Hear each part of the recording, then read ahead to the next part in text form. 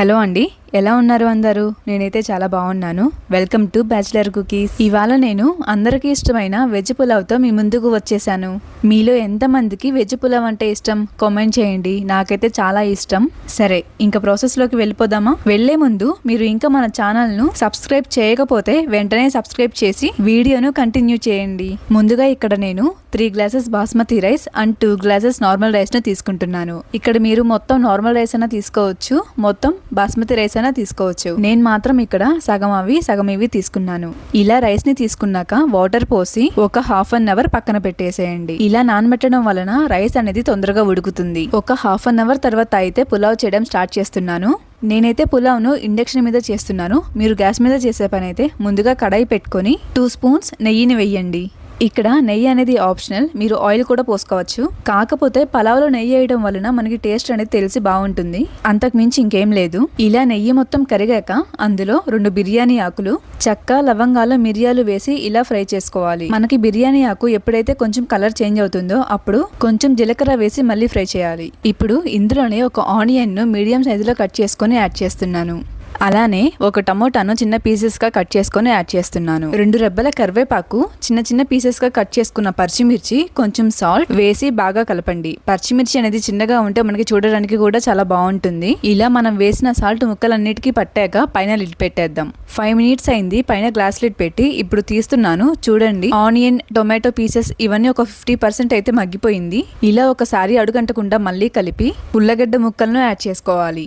ఇక్కడ నేను 2 పెద్ద సైజు ఉల్లగడ్డలను తీసుకొని ఇలా చిన్న చిన్న పీసెస్ గా కట్ చేసుకొని యాడ్ చేస్తున్నాను. అలానే స్ప్రింగ్ ఆనియన్స్, కొంచెం సాల్ట్ వేసి బాగా కలపాలి. మనం స్టార్టింగ్ లో సాల్ట్ వేసాం కదా, ఇప్పుడు దానికి తగ్గట్లు కొంచెమే సాల్ట్ వేసుకోవాలి. ఇదే టైంలో మనం ఇంకా క్యారెట్, బీట్రూట్ ఇలాంటివి కొన్ని వెజిటేబుల్స్ కూడా యాడ్ చేసుకోవచ్చు.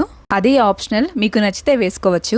ఎప్పుడైనా కానీ గుర్తుపెట్టుకోండి, మనం వెజిటేబుల్స్ కుక్ చేసుకునేటప్పుడే కొంచెం సాల్ట్ కానీ యాడ్ చేస్తే టేస్ట్ అనేది చాలా బాగుంటుంది, చప్పగా లేకుండా ఉంటుంది. మనం వేసిన సాల్ట్ పట్టేంత వరకు కలిపి పైన గ్లాస్ లిడ్ పెట్టేద్దాం. ఒక 5 మినిట్స్ తర్వాత గ్లాస్ లిడ్ తీసి చూస్తున్నాను. మనము మధ్య మధ్యలో మూత తీసి చూస్తూ ఉండాలి, లేకపోతే అడుగంటేస్తుంది. ఇలా కలిపి నేను 1 స్పూన్ అల్లం వెల్లుల్లి పేస్ట్ ను యాడ్ చేస్తున్నాను. ఇప్పుడు మనం వేసిన అల్లం వెల్లుల్లి పేస్ట్ ను బాగా కలిపి పచ్చివాసన పోయేంత వరకు మూత పెట్టేయాలి. ఇక్కడ నేను వేసిన అల్లం వెల్లుల్లి paste totally home made.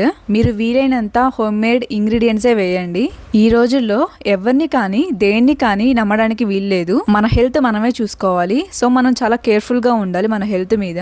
Packets లో కాకుండా అప్పటికప్పుడు ప్రిపేర్ చేసుకొని వేస్తే టేస్ట్ కూడా చాలా బాగుంటుంది. ఆ ప్రాసెస్ కి టైం టేకన్ అయినా కానీ నో ప్రాబ్లం. నేను చిన్నప్పటి నుంచి మా అమ్మ చేసే పలావ్, బిర్యానీ వీటికి పెద్ద ఫ్యాన్. మా అమ్మ అయితే చాలా బాగా చేస్తుంది. అమ్మ చేసే ఏ వంటకమైనా సూపర్. ఏమంటారు?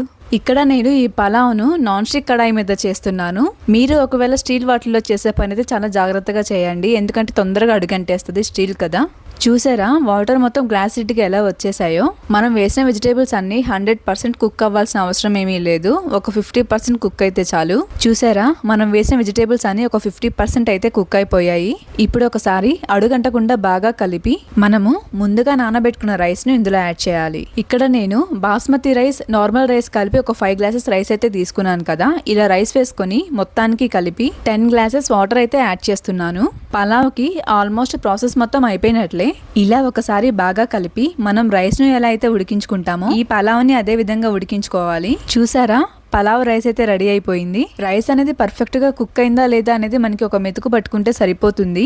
చూసారా, రైస్ కూడా పర్ఫెక్ట్ గా కుక్ అయిపోయింది. దించుకుని ఒక 5 మినిట్స్ ముందు కొత్తిమీర చల్లుకొని ఒకసారి మూత పెట్టేద్దాం. ఈ టైంలో కొత్తిమీరను యాడ్ చేస్తే ఆ ఫ్లేవర్ అనేది రైస్ మొత్తానికి పట్టి టేస్ట్ బాగుంటుంది. ఈ పలావ్ ప్రాసెస్ మొత్తం మీడియం ఫ్లేమ్ లో పెట్టే చేయండి. ఎక్కడ కూడా బిర్యానీకి తీసిపోదు ఈ పలావ్ అయితే. చూసారా, పలావ్ రైస్ అనేది ఇలా పొడి పొడిలాడుతూ రావాలి. లాస్ట్లో నిమ్మకాయ చల్లుకుంటే ఎంతో టేస్టీగా ఉండే పలావ్ అయితే రెడీ అయిపోయింది. ఈ పలావ్లోకి బెస్ట్ కాంబినేషన్ ఏంటంటే గోంగూర పచ్చడి, రైతా. రైతా అంటే ఏమీ లేదు, పెరుగులో క్యారెట్, కొత్తిమీర, ఎర్రగడ్డ ఇవన్నీ యాడ్ చేస్తే రైతా అయిపోతుంది. ఆ ప్రాసెస్ కూడా నేను నెక్స్ట్ వీడియోగా అప్లోడ్ చేస్తాను. అండ్ చికెన్ కర్రీ కూడా బాగుంటది ఇందులోకి. కాకపోతే గోంగూర పచ్చడి, రైతా అయితే చాలా పర్ఫెక్ట్ కాంబినేషన్. గాంధీ జయంతి రోజు నా బర్త్డే. చిన్నప్పటి నుంచి చికెన్ ఆ రోజు తినలేదు అండ్ తినకూడదు కూడా, ఎందుకంటే ఆ రోజు షాప్స్ అన్ని బంద్ చేసేస్తారు. అయితే నా ఫ్రెండ్స్కి పార్టీగా మా అమ్మ ఎప్పుడు ఈ పలావ్ గోంగూర పచ్చడి రైతా చేసి పెట్టేది. నా ఫ్రెండ్స్ కూడా ఎంతో ఇష్టంగా తినేవాళ్ళు, ఎందుకంటే మా అమ్మ అంత టేస్టీగా చేస్తుంది కర్రీ ఏదైనా కానీ. ఈ పలావ్ రెసిపీ చేస్తున్నాం కాబట్టి నా స్వీట్ మెమొరీని మీతో షేర్ చేసుకోవాలి అనుకున్నాను.